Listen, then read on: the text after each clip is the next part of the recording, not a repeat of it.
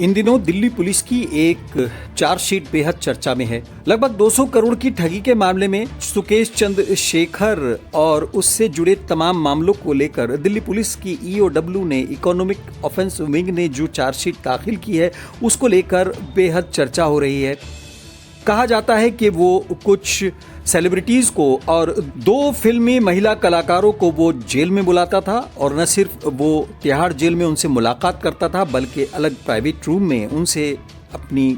गुफ्तगू भी करता था। कहा यह भी जाता है कि उसने तिहाड़ जेल के अंदर मुलाकात के दौरान एक महिला एक्ट्रेस को न सिर्फ मुंह दिखाई में लाखों रुपए की गड्डियां पेश की बल्कि उनको गाड़ियां तक दिलवाईं। लेकिन सबसे बड़ा सवाल यह है कि क्या दिल्ली पुलिस की इस चार्जशीट पर महिला कलाकारों की आरोपों पर और फिर महाठग के खंडन पर चर्चा की जाए या फिर उन तमाम हालात पर चर्चा की जाए कि किस तरीके से सुकेश चंद्रा ने न सिर्फ बड़ी ठगी की। कहा यह भी जाता है कि कथित तौर पर सुकेश चंद्र शेखर गृह मंत्रालय और कई बड़े सरकारी कार्यालयों के फोन का इस्तेमाल करके लोगों को रौब में लेकर अपने असर में ले लेता था।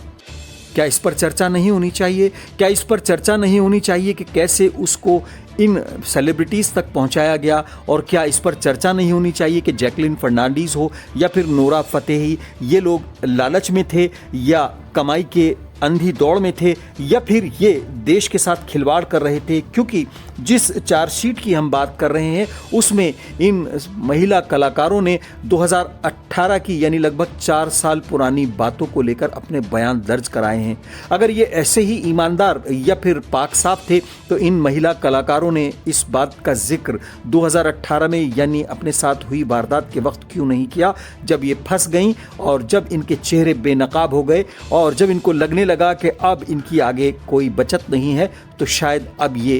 कानून की मदद करने के नाम पर अपने आप को बचाने में लगी हैं और विक्टिम कार्ड खेल रही हैं। हालांकि सबसे बड़ा सवाल यह है कि एक आरोपी जिसके ऊपर बेहद गंभीर आरोप हैं उसके बयानों को लेकर भी जिस तरीके से मीडिया में चर्चा हो रही है वो भी अपने आप में बेहद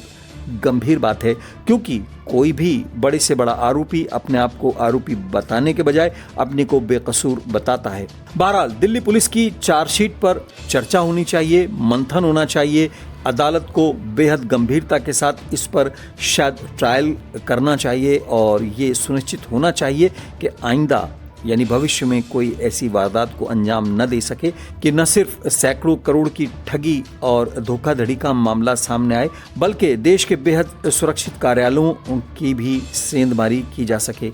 ब्यूरो रिपोर्ट।